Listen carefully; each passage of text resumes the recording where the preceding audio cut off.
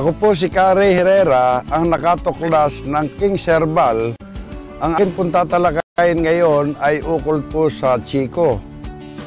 Ang Chico po ay isa sa sangkap ng King's Herbal at ito po ay may benepisyong nakukuha kahit ito po ay solo lang sa pamamagitan po ng halimbawa ang inyong balat ay namamantal, magpakulo lang po kayo ng 7 dahon ng Chico. Ilaga po nyo yan sa 3 basong tubig, pwede na po yun ang pinakagawin yung tea. At ang iba pa pong benepisyo na nakukuha sa Chico, kung naglulugas ang inyong buhok o kaya nangangati ang inyong ulo, ito po ay nakakatulong. Yung pong bunga, ang ilalaga nyo, yung hilaw na bunga ng Chico. Yan po ay malakas at marami na po akong natulungan yan.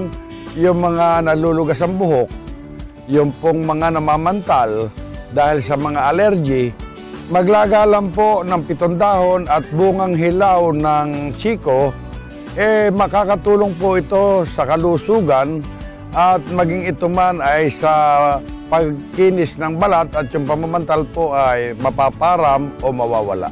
Ang ubo sipon po, ang ginagamit po sa kabundukan ay yung balat po ng Chico. Yung balat ng Chico na yung puno. Kakayas lang kayo, aalisin lang nyo yung pinakabalat niya, yung pinakamalinis na balat niya, tutuklap lang kayo ng konti, ilaga nyo po yun po ay nakakatulong maging sa mga acidic, sa mga sinisikmura. Nakakatulong po yun ang gawin yung tea. At kung gusto nyo ng pamalagiang hindi nyo na maranasan ang mga paulit-ulit na karamdaman, ang hinahatol ko po sa inyo, matutulungan kayo ng King's Herbal.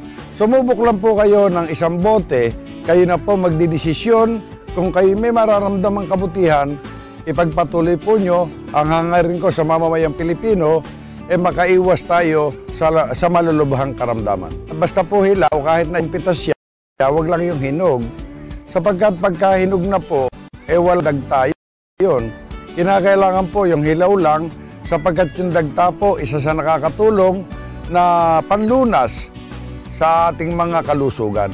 Hugasan lang pong mabuti sapagkat yan, kinakayas naman po yung balat niyan, uubra po kahit nasa kaminilaan, huwag lang yung masyadong polluted o baka naman malapit sa kanal, huwag na sapagkat yung ugat noon, doon kumukuha ng sustansya, kung halimbawa, katabi naman ng kanal, huwag na, magpakuhan lang kayo sa probinsya, sa mga kamag-anak nyo, at pag lumuwas ng Manila, yun na po ang ating gamitin.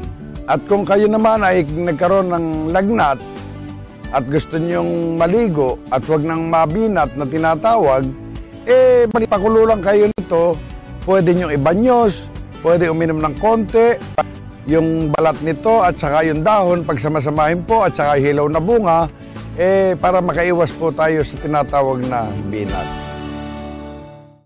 Minabuti ko po sapagkat kung pupunta pa kayo sa main office, napakalayo. Kaya naglagay po kami yung pong cell number na nakalathala sa ilalim ng screen na ito.